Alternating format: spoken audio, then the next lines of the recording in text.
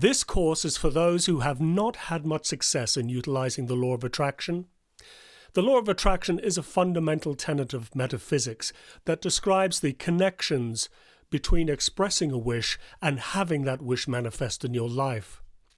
Perhaps you've read the book The Secret by Rhonda Byrne, or have seen the movie. Maybe you've dabbled in the works of Lisa Nichols and Abraham Hicks. You may have signed up for some Hay House courses or entered the Mind Valley Maze. You will have learned that to find success with the law of attraction in manifesting a desire, you have to expect that it will show up. You will have heard about the power of thought as a catalyst for manifestation, as well as the importance of gratitude in keeping your desire alive until it arrives, at which point you will naturally be very grateful. So you put your vision board together and you go around smiling and thinking positive thoughts. You might give high fives on social media posts to say yes to $1 million next Tuesday. And you are thrilled to come across that parking space you deliberately manifested at the mall. But, all in all, it's not quite working. That parking space is about as successful as it gets. The $1 million hasn't shown up yet, or you still have that health issue, or you are still looking for that relationship, that happiness. If that's you, then hello, I am truly excited to meet you and place this material in your hands. If the law of attraction is new to you, or maybe you've heard about it but you don't know much more, I'll discuss it in more depth as we move through this course. Do not be discouraged. The key thing I wish to place in your hands is a practical knowledge for using the law of attraction to the best of your ability, to consciously manifest whatever it is that you wish. I'll cover the 3 tools for manifesting what you wish in your physical reality. Also, 6 personal qualities that must be aligned for the law of attraction to be effective, as well as 3 practical exercises that you can use to sharpen those manifestation tools and build whatever life you desire for yourself. I do not believe you'll find the material overly complicated, since, in truth, I'll be pointing out what you're already doing subconsciously in manifesting the life you have right now. The key here is to highlight how to work with your tools and raise the level of your conscious choice. You should know that there aren't any additional manifestation tools that I'm keeping from you in this course. The 3 tools I'll show you are all that there is. Even the most successful people on earth have only these same tools at their disposal. It's just that, consciously or not, they are using their tools very effectively. Knowing that there are only 3 tools and you are already using them in your life should, I hope, allow you to feel confident in working through this course. If you don't understand something, go back and re-listen to what I've said. Check that whether you might have missed something or glossed over a key fact. Repetition will not only cement your understanding of the course material, but it will deepen it. It doesn't matter whether you are training for a marathon or a 100-meter sprint. You need only keep doing the same thing over and over, which is to run, to master the art. Before we get started, I want to highlight how to approach this material.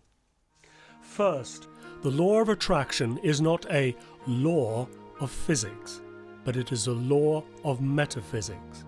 A great deal of effort is spent in trying to scientifically prove the law of attraction.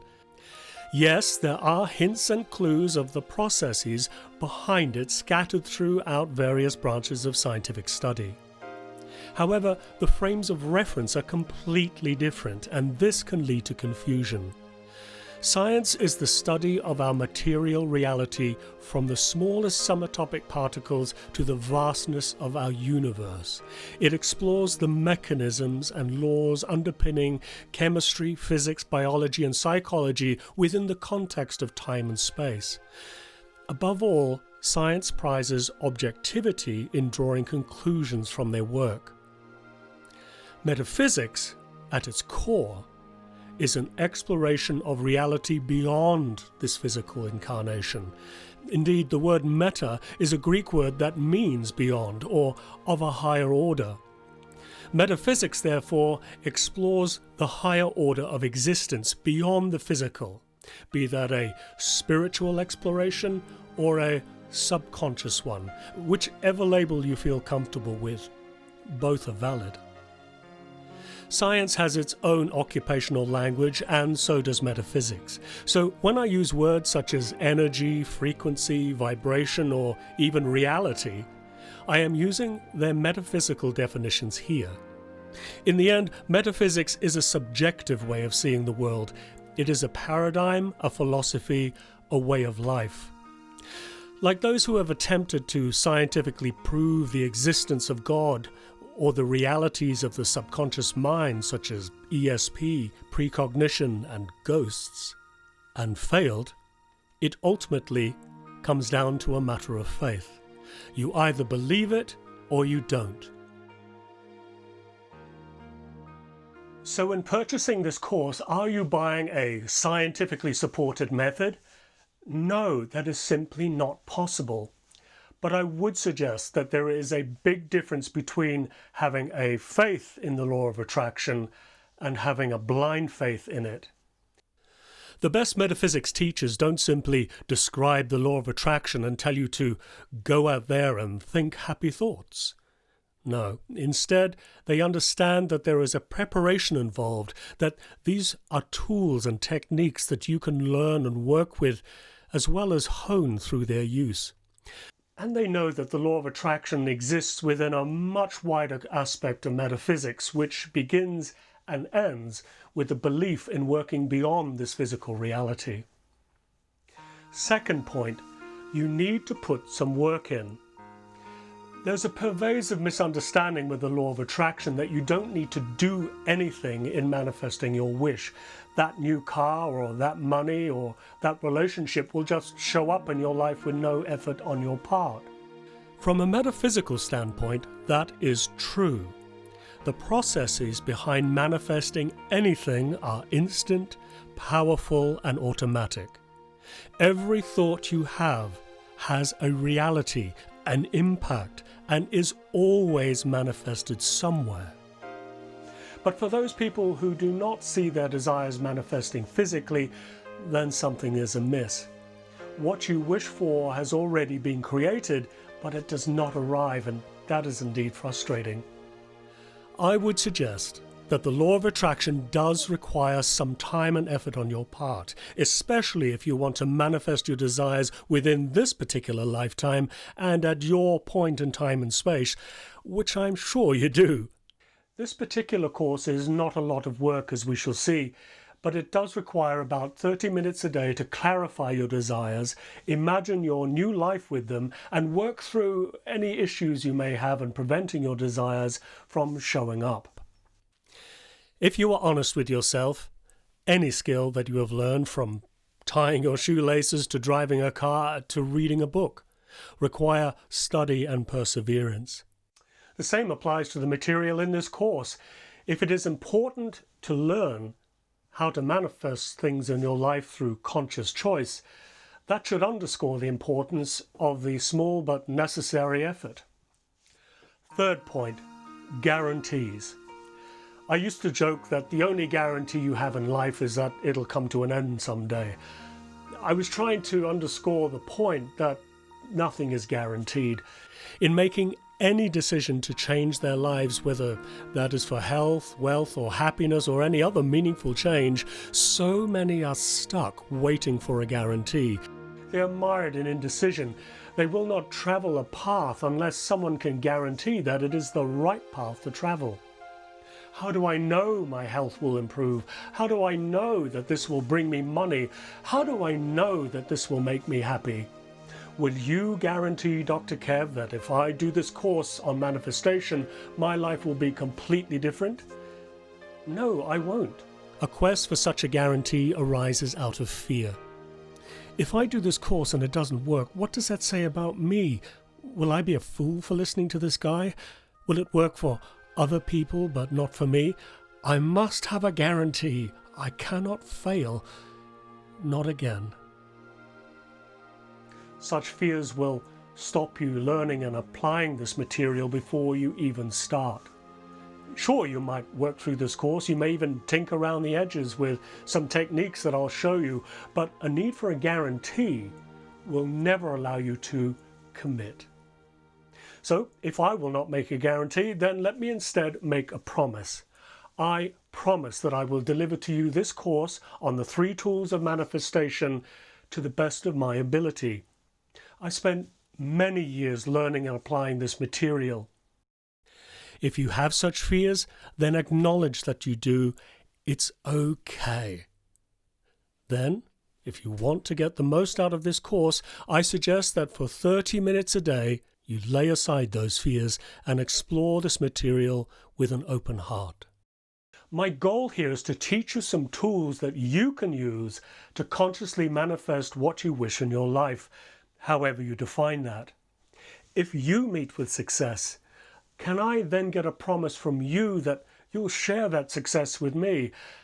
That would bring joy to my life, and joy is certainly something that needs to be freely given.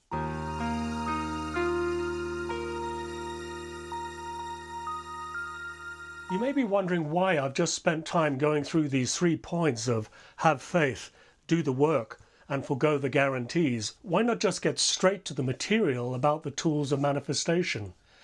The reason has to do with the negative ego, something that can block you from manifesting the success you're looking for.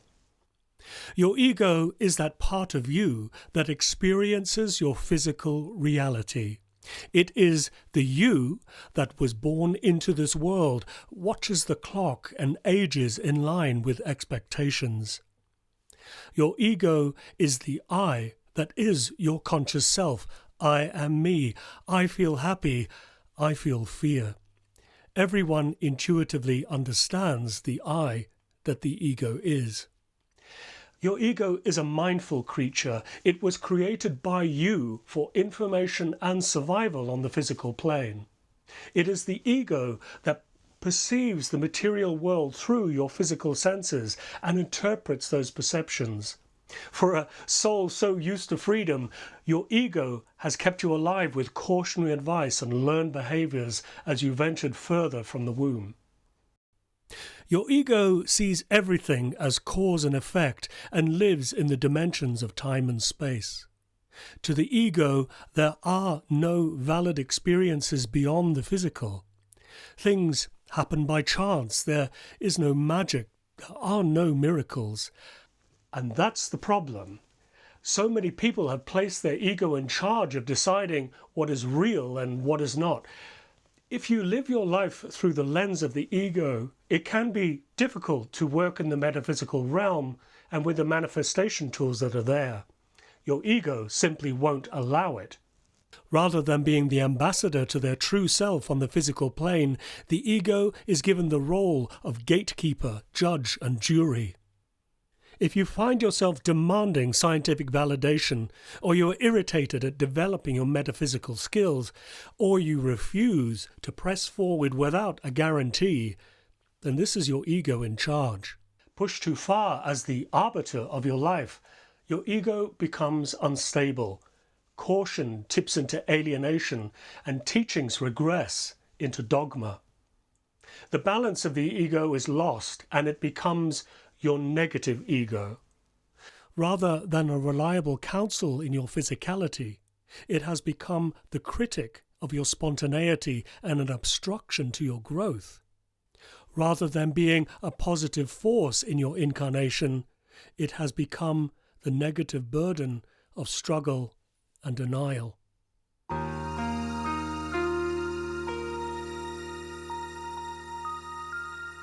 An ego overstepping its mark and falling into negativity is easy to identify. It is the yammering voice in the quiet of your mind that tests you and berates you and refuses to let you question the wisdom of its ways. In this exercise, we will indeed question your negative ego and interrogate its defense. We will examine whether its advice is a solid platform for your growth or a litany of complaints sinking in the sand. Listen to the whole of this exercise before you start. If there's something you feel uncomfortable with, decide on whatever alternative you prefer and do that. This is your reality. You are in control. Duration. You will need 20 minutes of uninterrupted time to perform this exercise. Preparation. Before starting this exercise, search for a picture that represents a thing or situation you want to manifest in your life. It can be something you find on the internet or in a magazine. Have it with you for this exercise. You will need a device on which you can set a timer. It needs to sound an alarm when the time is up. You will also need your journal, a book where you have been chronicling your life and/or your metaphysical work, or a sheet of paper you can write on. Step 1.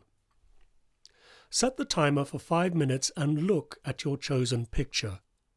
Begin writing down everything that comes to mind about what in this picture makes you happy. It may come as a stream of consciousness, a brain dump of words and feelings that you race to get onto the page. It may come more slowly as descriptive prose or poetry, or perhaps even little symbols or doodles. For these 5 minutes, ignore any negativity that might be rattling its cage and focus on amazement and joy and love. What would manifesting this thing or situation mean to you? What would it mean to other people? How would it make you feel? Do not watch the timer. This isn't an exam. If you get stuck in thinking of what to write, then write out the colors of the rainbow, red, orange, yellow, green, blue, indigo, violet, over and over. A word, phrase, or image will come to you when you do this. Write it down. When the timer goes off, move on to the next step. Step 2. Reset the timer for another 5 minutes and look again at your picture. Now it's time to open that cage and let your negative ego have a go. Write down everything it tells you about why this manifestation is a bad idea, what pain it might cause, what fantasies it represents, how unobtainable it is.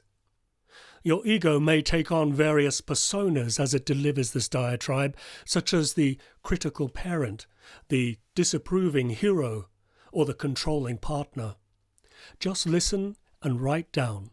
Don't try to analyze or filter what comes. Don't bother to argue back.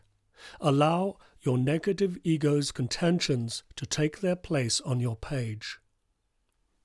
I doubt you'll find it too difficult to let your negative ego rant on for a full 5 minutes, but if the flow of complaints reduces to a trickle, then turn your attention to the timer and watch it count down the minutes and seconds.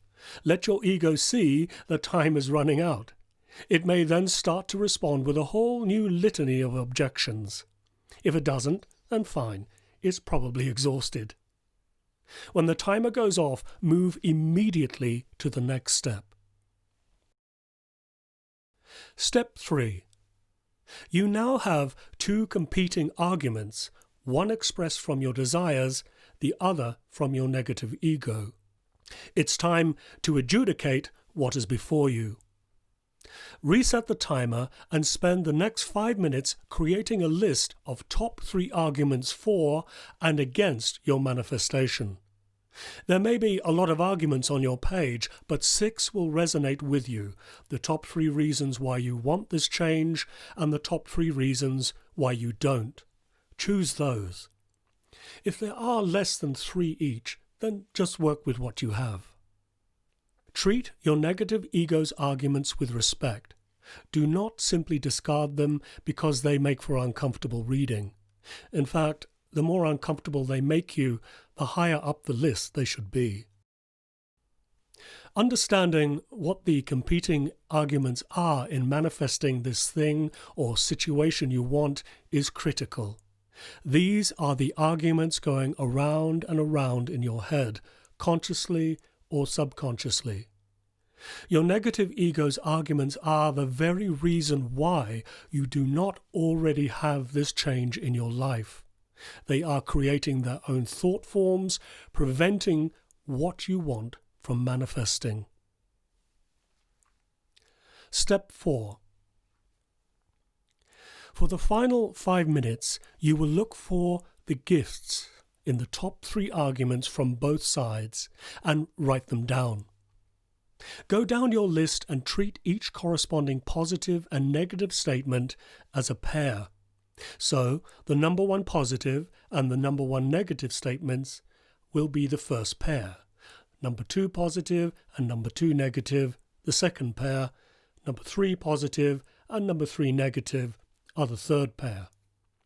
You will notice that for each pair, the positive argument is future-focused, what you wish your future to be, while the negative arguments are an echo of the past. This is because your negative ego works only from past experience. It has no concept of the future. Even if its argument is in the future tense, for example, I will never be good enough, the basis of the argument is rooted in the past. I will never be good enough because someone told me so long ago. Now complete these tasks. Number 1. Think about the historic context of the negative ego's argument. For example, "You will never be good enough" was said to me as a child when I tried to do something here, but I messed up and it caused a lot of pain, anger, grief. Or, "I am terrified of intimacy because I let myself be vulnerable in this situation and I was humiliated." Or, "I can never imagine how I will get this because a parent told me to stop daydreaming about this because they could never afford to buy it for me." Or, "They also wanted this as a child but they never got it." Or, "You don't deserve this because you caused me so much hardship." There will always be a historical situation your negative ego is using to validate its argument. Recall, or guess, or imagine what it was for each negative statement. Number 2, look for the gift, the seed of growth in that negativity, and decide to take that gift with you into the future, leaving the rest behind. For example, the gift in "I will never be good enough because I tried to do something and it ended up causing pain" is that you, as a beautiful, inquisitive child, felt excited and confident enough to try something, maybe for the first time. Sure, it didn't end well, but hey, lesson learned, no need to keep dragging it around. Find the gift in each negative statement. Number 3, write a new statement for each argument pair, joining the positive statement with the gift you are taking from the negative one. For example, your new statement might be, "I will feel so happy manifesting" your desire, "and I take with me the gift of confidence to try something new." If your timer goes off and you need more time, then take more. You will not give your negative ego more than its allotted 5 minutes, but will give your positive self all the time it needs. With this exercise, you are bringing to the surface the negativity you are carrying in your thoughts and feelings and transforming it into a positive. So often in your past, you as a child were innocent of the crimes laid against you. Even if you had some hand in the deed, you were still learning about life, yet a grand story was created by those around you to shame you into its lesson. It's time to stop paying for and serving time in your false imprisonment. Finding the gifts of growth within the negativity will help you move on from a painful past. If you see issues repeating over and over in your life, or you simply cannot let go of the hurt, it is not because you did not learn your life lesson. What a metaphysical subterfuge that phrase is. You did learn your lesson, but you neglected to take the gifts of that lesson with you and move on. When you carry these gifts with you now and into the future, there is no need to repeat your past mistakes. You are free.